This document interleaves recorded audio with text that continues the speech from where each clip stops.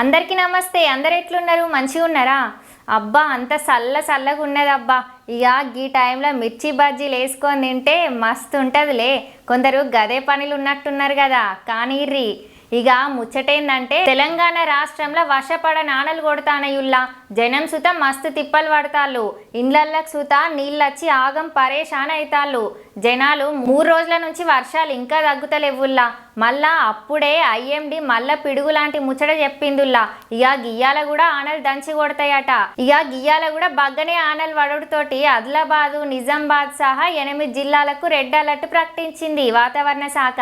ఇక దీంతోని జనాలు జర జాగ్రత్తగా ఉండాలని అధికారులు చెప్తాళ్ళు. ఏదన్నా అర్జెంట్ పని ఉంటే తప్ప బయటకు అడుగు పెట్టద్దని చెప్తాళ్ళు అధికారులు అన్నలు. ఆదిలాబాదు, నిర్మల్, ఆసిఫాబాదు, కామారెడ్డి, సంగారెడ్డి, మెదక్, వికారాబాద్ జిల్లాల్లో ఆనలు దంచి కొడతాయి ఇరాం లేకుండా అని వాతావరణ శాఖ అధికారులు అన్నలు చెప్పిళ్ళు. ఇక మిగిలిన జిల్లాలలో మరీ బగ్గ కొట్టకుండా ఆనలు అయితే పడతాయని చెప్పిళ్ళు.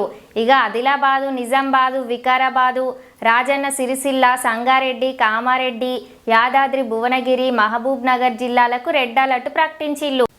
ఇక ఖమ్మం జిల్లాలో అయితే ఆనలు దంచి కొడతానాయి. ఇండ్ల లోపలికి నీళ్లు పోయి జనాలు ఆగమైతాళ్ళు. ఇక సోమవారం సెలవు దినం ప్రకటించిళ్ళు.